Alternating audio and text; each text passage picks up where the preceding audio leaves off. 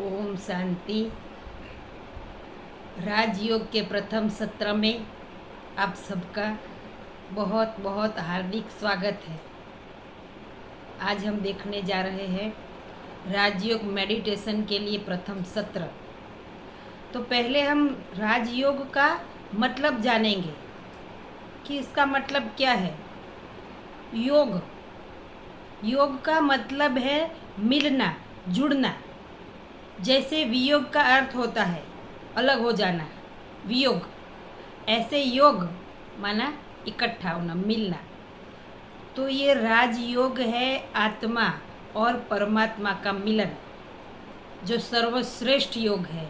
राजयोग सर्वश्रेष्ठ योग है, जीवन में सुख की अनुभूति कराने वाला योग है। योग का शाब्दिक अर्थ है याद। तो इस योग के द्वारा आत्मा अपने सत्य स्वरूप में टिककर परमात्मा को याद करती है। इससे परमात्मा की शक्तियाँ, गुण अपने अंदर भरती है, तो आत्मा शक्तिशाली बन जाती है। जैसे मोबाइल होता है, उसकी बैटरी जब डिस्चार्ज होती है तो उसको हम चार्ज करने रखते हैं।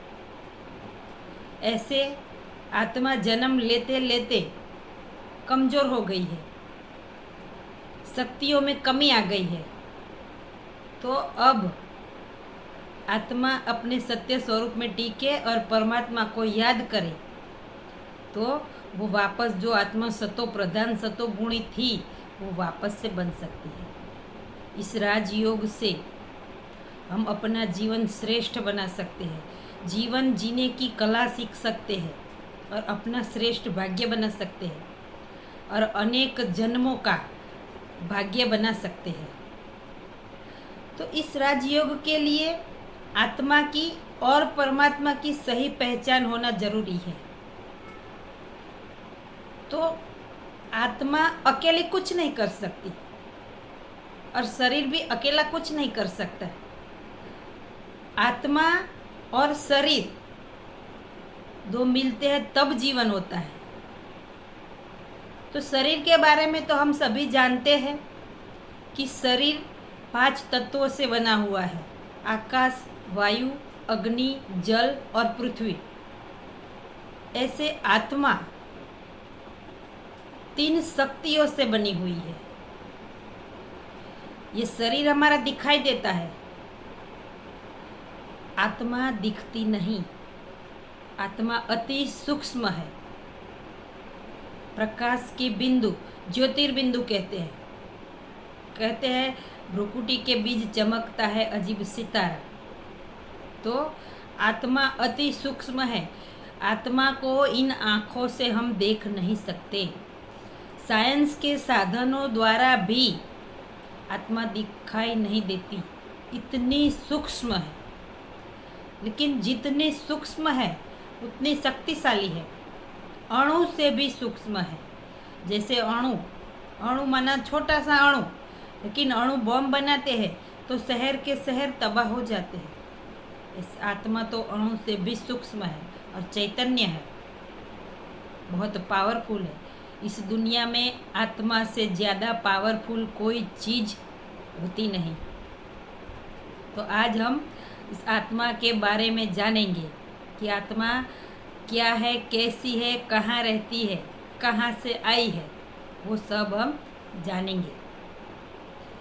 तो आत्मा की 3 शक्तियाँ हैं: मन, बुद्धि और संस्कार। इन तीनों द्वारा आत्मा कर्म कराती है। मन का क्या कार्य है? सोचना, विचार करना। मन का कार्य है सोचना। वो पूरा दिन चलता रहता है, उसका काम रुकता नहीं है। हम ऐसे नहीं कह सकते आज मुझे सोचना ही नहीं, वो उसका काम है, करता ही रहता है। साइंटिस्ट भी कहते हैं कि एक इंसान का मन एक दिन में 70,000 माना 70,000 से भी ज़्यादा विचार करता है। तो मन का कार्य चलता ही रहता है, रुकता नहीं है कभी भी। जब तक आत्मा शरीर में है तब तक मन सोचता रहता है। तो मन का जो विचार है मन के, वो 4 प्रकार के होते हैं। पहला प्रकार जो है, जो हम पास्ट के बारे में सोचते रहते हैं, बहुत सालों पहले कोई बात हो गई होती है, उसका भी हम चिंतन कर रहे होते हैं, सोच रहे होते हैं, और फ्यूचर के बारे में भी सोचते हैं। तो वो हुआ वेस्ट थॉट, व्यर्थ। जो हमारे कोई काम का नहीं है वो व्यर्थ है, तो वो व्यर्थ है। दूसरे प्रकार के हैं जो काम के विचार है, आवश्यक विचार है। कहीं जाना होता है, कोई कार्य करना होता है, किसी से मीटिंग है, मिलने जाना है, तो वो आवश्यक है विचार। तीसरे टाइप के विचार जो है उसे नेगेटिव बोलते हैं। किसी के बारे में बुरा सोचना, खुद के बारे में भी बुरा सोचना, ईर्ष्या के विचार, घृणा के विचार, बदला लेने के विचार, ये सब व्यर्थ विचार, नेगेटिव विचार है। अभी नेगेटिव विचार चलने से आत्मा की और मन की शक्ति घटती जाती है। और चौथे प्रकार के है पॉजिटिव विचार। जैसे सबके बारे में अच्छा अच्छा सोचना, सबको दुआएं देना, सबके पॉजिटिव गुण देखना। दुनिया में कहते हैं किसी में 99 अवगुण है, लेकिन एक आध गुण तो होगा, तो वो देखना, उसे पॉजिटिव कहते। खुद के बारे में भी अच्छा सोचना, नेगेटिविटी में से भी पॉजिटिविटी ढूंढ लेना, ये है पॉजिटिव विचार। और इस विचार से आत्मा की शक्ति बढ़ती जाती है। तो ये 4 प्रकार के विचार पूरा दिन चलते रहते हैं, रुकते नहीं हैं। अब हमें अपने अंदर चेक करना है कैसे विचार चलते हैं। व्यर्थ चलते हैं, नेगेटिव चलते हैं, काम के चलते हैं कि पॉजिटिव चलते हैं। अगर काम के और पॉजिटिव है तब तो ठीक है। अगर वेस्ट है और नेगेटिव है तो उसको चेंज करना पड़ेगा। इसके लिए हमें अपने अंदर देखना होगा कि मेरे अंदर क्या चल रहा है। अगर पता होगा तो चेंज कर सकेंगे। तो ये मन का कार्य है। मन को पता नहीं है कि कैसे विचार चलाने हैं, कैसे नहीं चलाने। उसके अंदर तो विचार चलते ही रहते हैं। मन छोटे बच्चे जैसा है। जैसे बच्चों को क्या अच्छा क्या बुरा वो पता नहीं होता, वैसे ही मन का कार्य सोचते रहना है, अच्छा या बुरा कुछ भी। अब हमें चेक करके नेगेटिव को पॉजिटिव बनाना है। देखो, छोटे बच्चे के हाथ में चाकू आ गया हो, तो अब हम क्या करेंगे? वो चाकू छुड़वाने के लिए उसका मनपसंद खिलौना या ट्रॉफी उसके हाथ में देंगे तो ऑटोमेटिक चाकू छोड़ देगा।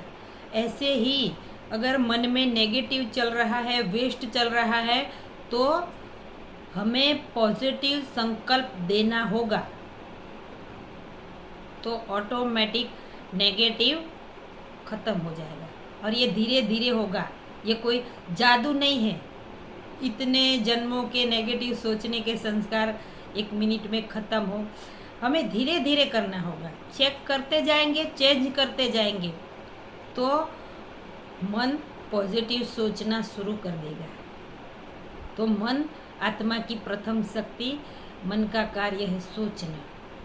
दूसरी शक्ति है बुद्धि। बुद्धि का कार्य है निर्णय करना। जो मन सोचता है उसके ऊपर बुद्धि निर्णय करती है कि ये सही है, ये गलत है। अगर बुद्धि दिव्य है तो निर्णय सही है, सही कर सकती है। बुद्धि कमज़ोर है तो निर्णय सही नहीं होता है। और तीसरा है संस्कार। मन ने सोचा, बुद्धि ने निर्णय किया, और जो कर्म हुआ उसका संस्कार आत्मा में रिकॉर्ड होता जाता है। सूक्ष्म रीति, ये सब सूक्ष्म मशीनरी है, ये बाहर दिखाई नहीं देती, लेकिन ऑटोमेटिक ये सूक्ष्म मशीनरी चलती रहती है। मन जो सोचता है, बुद्धि डिसीजन लेती है, और जो कर्म होता है उसका चित्र अंकित होता है। ऐसे दुनिया में कहते हैं कि हमारे कर्मों का खाता चित्रगुप्त के चौपड़े में होता है। तो वास्तव में ऐसा कुछ है नहीं। इतनी 800 करोड़ आत्माओं का कोई चित्रगुप्त चौपड़ा रख कर बैठे नहीं है, लेकिन हम जो भी कर्म करते हैं उसका चित्र गुप्त रीति से आत्मा में अंकित हो जाता है। हर एक को अपना पर्सनल चित्र गुप्त है। इसलिए कहते हैं भगवान से ना डरो तो कोई बात नहीं, लेकिन अपने कर्मों से डरो।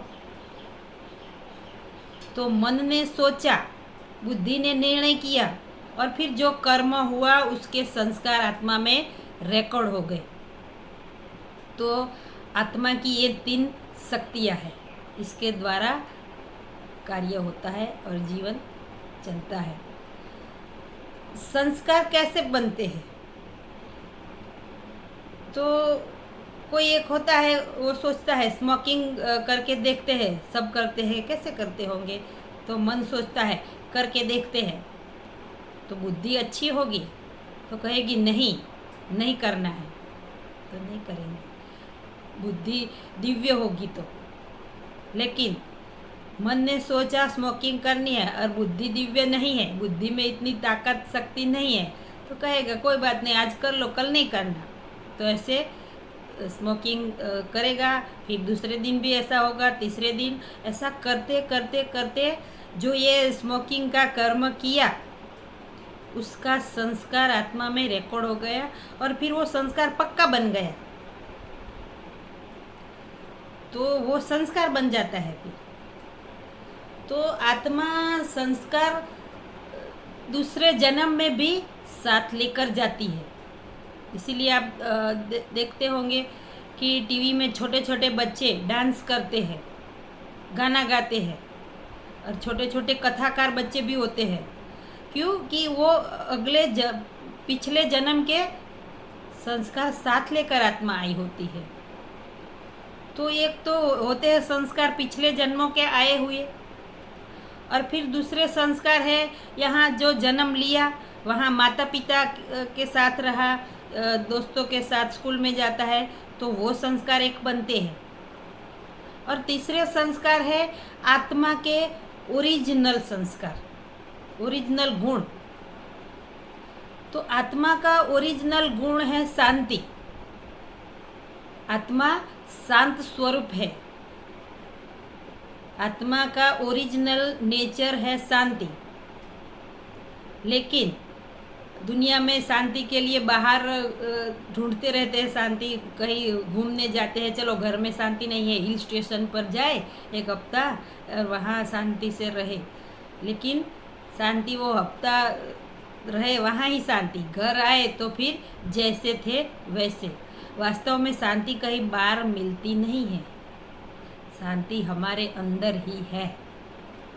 तो आत्मा का ओरिजिनल गुण ही शांति है। तो फिर कहेंगे क्यों चाहिए शांति, शांति क्यों चिल्लाती है आत्मा, मनुष्य आत्मा? तो देखो, हमारा शरीर 5 तत्वों का बना हुआ है। हमारे शरीर में 70% पानी है। तो अगर इस शरीर में पानी की कमी आती है तो हमें पानी ऊपर से देना पड़ता है। प्यास लगती है तो हम पानी ऊपर से शरीर को देते हैं, पीते हैं ना पानी। क्यों? कि अंदर 70% पानी है। ऐसे ही आत्मा का ओरिजिनल गुण शांति है, लेकिन जन्म लेते लेते लेते आत्मा अपने आप को ही भूल गई है और शरीर को अपना मान बैठी है, और आत्मा की शक्ति घट गई है, माना गुणों में कमी आई है। तो जो आत्मा के अंदर शांति के गुण की कमी आई है तो उसे बाहर से चाहिए। जैसे शरीर में पानी की कमी आती है तो उसे हम बाहर से देते हैं, ऐसे आत्मा शांत स्वरूप है तो उसे बाहर से शांति चाहिए होती है। ऐसे ही दूसरा गुण है सुख। आत्मा सुख स्वरूप है, लेकिन सुख के गुण में कमी आने की वजह से उसको बाहर से सुख चाहिए होता है। ऐसे ही प्रेम, आत्मा का ओरिजिनल गुण प्रेम है। आत्मा प्रेम स्वरूप है। इसीलिए कोई हमसे प्रेम से बात करता है तो हमें अच्छा लगता है, और कोई गुस्से से बात करता है तो हमें अच्छा नहीं लगता है। तो आत्मा का ओरिजिनल गुण प्रेम है। और चौथा गुण है आनंद। आत्मा आनंद स्वरूप है। इसीलिए कोई देखो कैसा भी हो, 24 घंटा उदास नहीं रह सकता, क्योंकि उसका ओरिजिनल गुण ही आनंद है। आनंद में रहना ही अच्छा लगता है। पांचवा है पवित्रता, स्वच्छता। सबको स्वच्छता पसंद है। गंदगी में रहना किसी को अच्छा नहीं लगता है। तो उसका ओरिजिनल गुण ही है पवित्रता। छठवा है ज्ञान। सबको नया नया जानना अच्छा लगता है, और ये दुनिया में जो चीज़ें हम जो यूज़ करते हैं वो भी तो किसी इंसान ने ही ढूंढी है। उसमें ही तो ज्ञान भरा है, आत्मा में ही। तो आत्मा ज्ञान स्वरूप है। बहुत सारा अंदर ज्ञान भरा है, लेकिन मर्ज है। ये मेडिटेशन से ये सारी शक्तियाँ, सारे गुण इमर्ज होते हैं। और सातवां गुण है शक्ति। आत्मा शक्ति स्वरूप है। आत्मा जैसी पावरफुल चीज़ और कोई नहीं। इतनी छोटी सी आत्मा जो दिखाई भी नहीं देती, वो पूरे शरीर को लेकर पूरा जीवन घूमती है। सोचो कितनी शक्तिशाली है। 50 किलो का हो शरीर के, 100 किलो का हो कि 150 किलो, घूमती रहती है। और निकल जाए तो 4 जने चाहिए होते हैं उठाने के लिए। तो आत्मा बहुत पावरफुल चीज़ है। तो आत्मा के ये 7 गुण हैं: सुख, शांति, प्रेम, पवित्रता, आनंद, ज्ञान और शक्ति। ये 7 आत्मा के ओरिजिनल गुण हैं। लेकिन जन्म लेते लेते वो गुणों में कमी आई है। तो अब हमें क्या करना होगा कि उस गुणों का चिंतन करके जो मर्ज हो गए उसको इमर्ज करना पड़ेगा। मैं शांत स्वरूप आत्मा हूँ, उसको हमको याद दिलाना पड़ेगा कि मैं शांत स्वरूप हूँ। तो जो गुण का चिंतन, माना मन जो सोचेगा वैसे हम बनते जाएंगे। हमारे अंदर जो गुण मर्ज हो गए वो इमर्ज होते जाएंगे। इसीलिए कहते हैं जो चाहिए वही सोचो, जो नहीं चाहिए वो भूल से भी नहीं सोचना। क्योंकि जो मन सोचता है, आत्मा प्रकाश की सूक्ष्म बिंदी है। जो सोचता है वो वाइब्रेशन बाहर फैलते रहते हैं, पूरे ब्रह्मांड में जाते हैं और वही वापस आते हैं। तो हमें शांति चाहिए, तो मैं शांत स्वरूप आत्मा हूँ बनूंगी, ऐसे नहीं, मैं हूँ ही शांत स्वरूप। ऐसे गुणों का चिंतन करना है। मैं सुख स्वरूप आत्मा हूँ, प्रेम स्वरूप आत्मा हूँ, ऐसे गुणों का चिंतन करना है। वैसे भी जो हमारा माइंड है वो 10% काम करता है, और सबकॉन्शियस माइंड जो है ना वो 90% काम करता है। तो हमें जो चाहिए वो ही अंदर जाने देना है। बाहर की दुनिया में चाहे कुछ भी हो रहा हो, लेकिन हमें क्या चाहिए वो ही माहिती हमें अपने अंदर जाने देनी है। इसीलिए गीता में कहा है जो हो गया वो अच्छा, जो हो रहा है वो अच्छा, और जो होने वाला है वो बहुत बहुत और अच्छा। तो हमें सबकॉन्शियस माइंड जो भाषा समझता है वो भाषा उसको समझानी है। हम पॉजिटिव भी सोचते रहे, नेगेटिव भी सोचते रहे, तो ये तो कन्फ्यूज़न हो जाएगा सबकॉन्शियस माइंड को। इसीलिए जो हमें चाहिए वो ही सोचना है। तो ये मन सोचता है, बुद्धि निर्णय करती है, और उस अनुसार संस्कार बनते हैं, और वो संस्कार आत्मा साथ लेकर जाती है। साथ क्या जाता है? तो एक स्टोरी है कि एक भाई था, उसको 3 मित्र थे। एक मित्र ऐसा था कि 24 घंटे उसके साथ रहता था। दूसरा था हफ्ते में 1 बार मिलता था, और तीसरा था जो 6 महीने में 1 बार मिलता था। अब उसको, वो भाई को कोर्ट में कुछ काम पड़ा, तो उसने बोला कि कल तू मेरे साथ आना, कोर्ट में कुछ काम है साइन करने का, तो आना, काम करके हम वापस आ जाएंगे।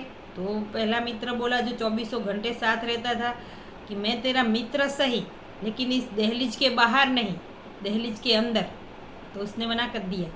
दूसरा था, उसको पूछा तो उसने बोला मैं आऊँगा तो सही, लेकिन कोर्ट के दरवाजे के अंदर नहीं आऊँगा, दरवाजे तक आऊँगा। अब वो किस काम का? फिर तीसरे को पूछा तो उसने बोला हाँ मैं आऊँगा, और वो गया और काम हो गया। तो ये 3 मित्र हम हर एक अपनी ज़िंदगी में करते हैं। पहला मित्र 24 घंटे साथ रहता है, वो क्या? पैसा। पैसे के बिना हमें चलता नहीं। कहीं बाहर जाते हैं तो पहले पर्स, सुबह से रात तक पैसे के बिना हमारा काम नहीं चलता। लेकिन कहाँ तक? मृत्यु होती है तो पैसा कहाँ तक साथ जाता है? वो पहला मित्र बोला दहलीज तक, तो दहलीज के बाहर जाता है पैसा। जो पैसा कमाने के लिए रात दिन एक कर दिया, ढंग से ज़िंदगी भी नहीं जी पाए, लाइफ को एंजॉय भी नहीं कर पाए, और वो पैसा दहलीज तक। जो गहने पहने हुए होते हैं वो भी निकाल लेते हैं। दूसरा मित्र है जो हफ्ते में एक बार मिलते हैं, वो है हमारे सगे संबंधी। हफ्ते में एक बार हम उनके वहाँ जाते हैं, वो हमारे यहाँ आते हैं, ऐसे व्यवहार हम निभाते हैं। लेकिन वो भी कहाँ तक के संबंधी? स्मशान तक के। और तीसरा मित्र जो गया और काम हो गया, वो है हमारे कर्म। तो कर्म हमारे साथ जाते हैं, दूसरे जन्म में भी कर्म साथ जाते हैं, और उस अनुसार हमारा भाग्य बनता है। कोई भगवान हमारा भाग्य नहीं लिखता। दुख आते हैं तो दुनिया में चिल्लाते हैं भगवान ने हमें ऐसा दुख दिया, वो भी हमारे सामने नहीं देखता। लेकिन भगवान दुख नहीं देता। भाग्य विधाता भगवान, जो अगर वो हमारा भाग्य लिखे तो कैसा लिखे? क्योंकि वो तो हमारा पिता है। कोई पिता को बोलो कि आपके बच्चे का भाग्य आप खुद लिखो, तो पिता तो अच्छा ही लिखेगा ना। तो भगवान अगर हमारा भाग्य लिखता तो ये जीवन में असमानता होती, गरीबी, अमीरी, ये बीमारी, ये सब होता ही नहीं, क्योंकि भगवान तो दया का सागर है। तो हम अपने कर्मों अनुसार हमारा भाग्य लिखते हैं। और कर्म का बीज क्या है? विचार। तो हमें हमारा जो भाग्य श्रेष्ठ बनाना है, तो हमारे विचारों को श्रेष्ठ बनाना होगा। हमारा एक एक विचार हमारे भाग्य का निर्माण करता है। तो सोचने से पहले भी सोचना चाहिए, देखना चाहिए हमारे अंदर पूरा दिन क्या क्या चलता रहता है। जो एनर्जी हमारे अंदर से गई होती है वही वापस लौट कर आती है। तो ये आत्मा की 3 शक्तियाँ हैं, मन, बुद्धि और संस्कार। तो ये सूक्ष्म मशीनरी है जो दिखाई नहीं देती, लेकिन एक्यूरेट वर्क करती है। तो आत्मा का निवास स्थान शरीर में कहाँ है? तो आत्मा जहाँ हम तिलक लगाते हैं भ्रुकुटी के मध्य में, यहाँ से 3 इंच अंदर हमारा मस्तिष्क है, ब्रेन में ग्रंथि है हाइपोथैलेमस और पिट्यूटरी। वो 2 ग्रंथियों के बीच में आत्मा बिंदी रहकर इस शरीर को चलाती है। तो ये शरीर में यहाँ ही क्यों? दुनिया में तो कहते हैं हृदय में आत्मा रहती है। जो अगर हृदय में आत्मा रहती तो हृदय की बाईपास सर्जरी होती है तो आत्मा निकल जाए।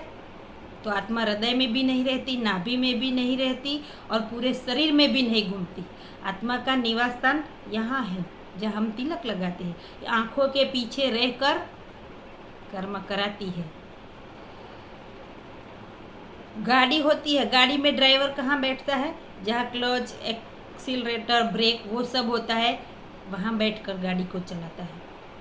इसको रिवर्स करनी है तो वो पीछे नहीं जाएगा, वहाँ बैठकर भी ही रिवर्स करेगा, दाएं भी मोड़ेगा, बाएं भी मोड़ेगा।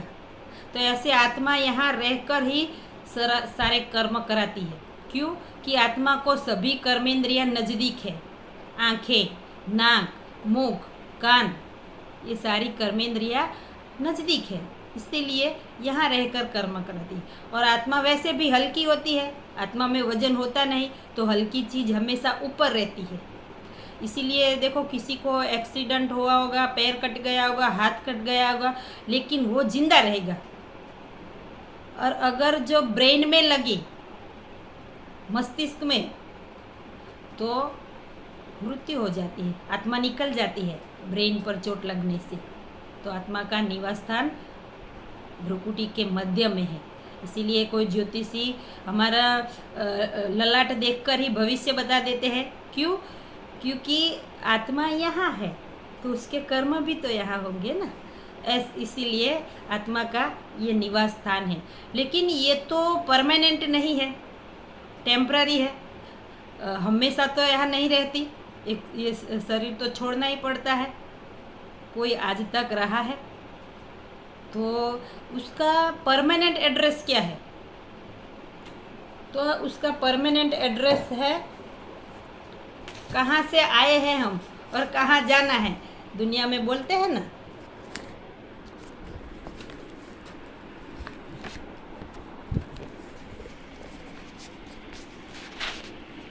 तो ये है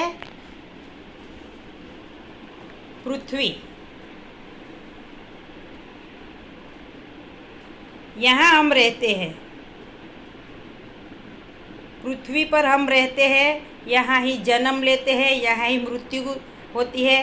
कर्म करते हैं तो कर्म का फल मिलता है, पाप कर्म, पुण्य कर्म, सुख दुख, ये सारे चक्र इस पृथ्वी में हैं। इससे ऊपर कोई जीवन नहीं है, ना उसके ऊपर जीवन है, ना ये पृथ्वी पर ही सारा जीवन है। यहाँ ही हम आत्माएं शरीर धारण करके पार्ट बजाती रहती है। तो ये पृथ्वी है, यहाँ हम आत्मा पार्ट बजाती है, एक्टिंग करती है। हम आत्माएं एक्टर है, शरीर धारण करके इस पृथ्वी रूपी रंगमंच पर पार्ट बजाती रहती है। पृथ्वी से ऊपर है सूर्य, चांद, तारा, ग्रह, ये सब है। इसके ऊपर है 3 देवताओं की 3 पुरियाँ, ब्रह्मापुरी, विष्णुपुरी और शंकरपुरी। ये यहाँ हड्डी मांस के शरीर है, यहाँ प्रकाश के शरीर है, यहाँ कोई हड्डी मांस का शरीर नहीं है। और इसके भी ऊपर ये जो लाल दिव्य प्रकाश की दुनिया है, ये हम आत्माओं का घर है। उसको बोलते हैं परम धाम। परम क्यों? सबसे ऊंचा है, पवित्र है, ऊंचे से ऊंच है, इसीलिए परम धाम है। उसको शांति धाम भी बोलते हैं क्योंकि यहाँ कोई आवाज़ नहीं है। निर्वाण धाम भी बोलते हैं क्योंकि वहाँ वाणी नहीं है। मुक्ति धाम भी बोलते हैं क्योंकि वहाँ आत्मा को कोई बंधन नहीं है। ब्रह्मांड भी बोलते हैं, तो है एक ही, लेकिन नाम अलग अलग है। ये हम आत्माओं का घर है। हम आत्मा अपने मूल रूप में वहाँ रहती है और वहाँ से नीचे पृथ्वी पर आकर शरीर धारण करके पार्ट बजाती है। तो ये हमारा घर है।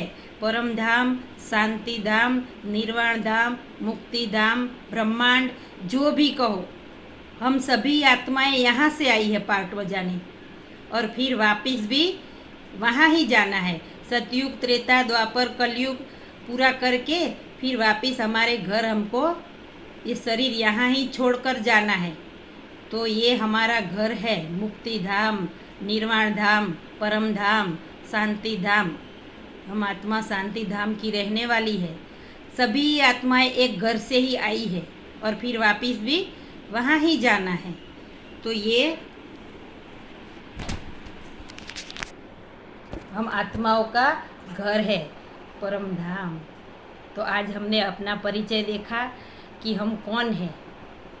तो हम ये शरीर नहीं है, इस शरीर को चलाने वाली चैतन्य शक्ति आत्मा है।